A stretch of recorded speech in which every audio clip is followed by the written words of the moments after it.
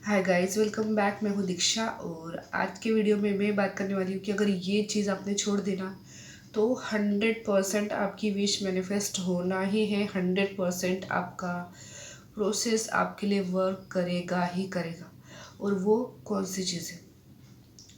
देखिए, अगर आप किसी विश को मैनिफेस्ट कर रहे हो, मतलब आप चाहे कोई पर्सन को मैनिफेस्ट कर रहे हो, आप चाहे जॉब मैनिफेस्ट कर रहे हो, कार मैनिफेस्ट कर रहे हो, कुछ भी चाहे आपकी विश हो, कुछ भी आप मैनिफेस्ट कर रहे हो, तो उस बीच क्या होता है कि जब हम टेक्निक्स कर रहे होते हैं, हम बहुत सारी रिचुअल्स कर रहे होते हैं, प्रेयर्स कर रहे होते हैं। ठीक है, प्रेयर्स और रिचुअल्स का तो ठीक है, लेकिन जब आप कोई टेक्निक कर रहे होते हो, ठीक है, लॉ ऑफ अट्रैक्शन की सारी ही टेक्निक्स पावरफुल है।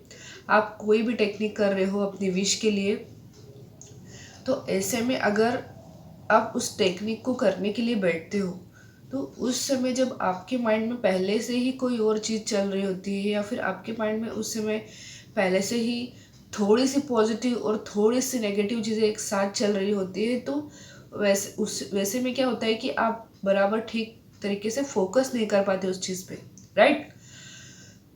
तो अगर आप चाहते हो कि बिल्कुल 100% आपकी विश, मतलब 100% जो है संभावना हो कि आपकी विश पूरी हो ही जाए, ठीक है, तो आपको जो नेगेटिव चीज़ें आपके माइंड में आ रही है ना, उनको आने ही नहीं देना है।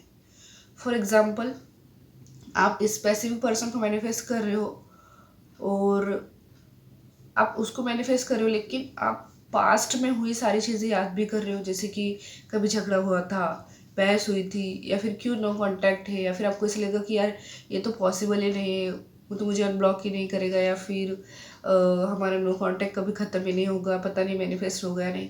मतलब पॉजिटिव चीज़ों से ज़्यादा जब नेगेटिव चीज़ें आपके माइंड में चलने लग जाती है ना, तो काम वहीं पे ख़राब हो जाता है।